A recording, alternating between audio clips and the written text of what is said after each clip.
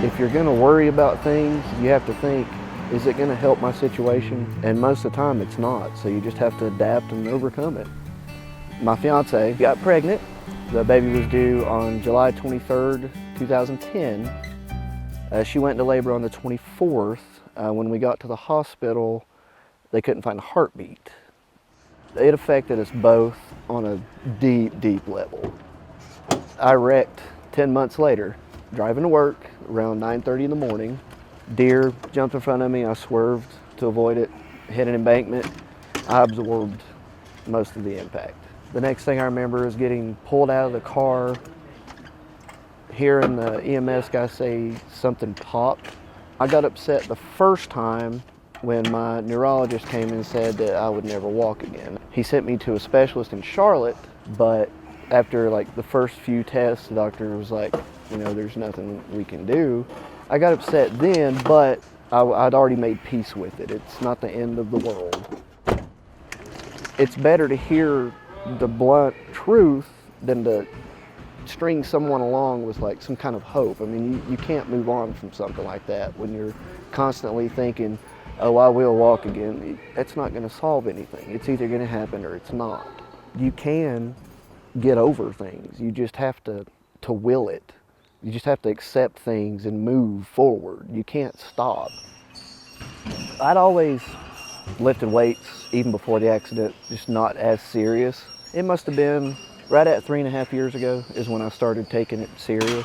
I became addicted to the results. I was addicted to just being in there. You're just right there in that moment. It's you, the weights, and getting rid of stress, doing something positive. I've had a couple of workout partners, and I met my friend Victor, who had lost 200 pounds. I was, lethargic, slothful, didn't really do anything. I just sat around, played video games, ate all day. At one point, I had to have weighed 450. Shane is a good role model. First off, we're just good friends. But as gym partners, we help each other out, we pump each other up. We calm each other down when we're having bad days. He pushes me, I push him. Then there's 2 other guys we work out with that they do the same. Shane's a really good mentor, and I met Shane in late 2015. And I distinctly remember one time doing some bench presses, and I was benching probably like 185. And Shane basically said, really, 185? Come on, man, let's lift some weight. He lifts a lot of weight, and he knows correct technique. And that's where I learned how to correctly lift weights. I'm not an expert on lifting weights or anything, but I know enough to want to help people when I see them in the gym, and I just love to see people putting in effort. Not many people do. They'll always go to a certain point and then stop because it's hard. And then they see me and I'm in a wheelchair and I'm just blowing past the sticking points just because I have it in my mind. You're gonna keep going. I mean, nobody can stop you but you.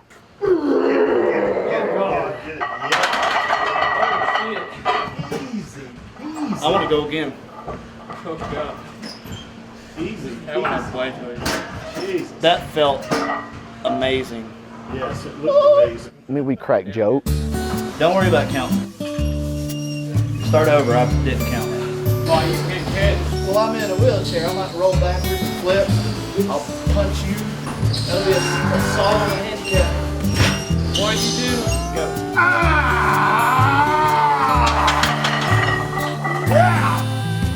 That went up really good. Even without his purse.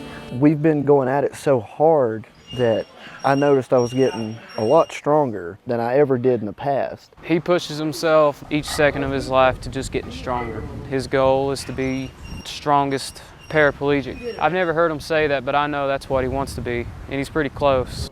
I didn't even intend on wanting to compete. It was just fun, stress relief. But now it's fun, stress relief, and there's a goal.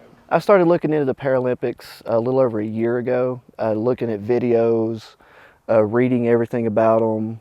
And when I got to the weightlifting, I was shocked. I was like, man, I can do this, because I'm looking at some of the weight these guys are putting up, and I'm like, man, I can really do this. That's what I'm going to shoot for. I'm excited to see what happens.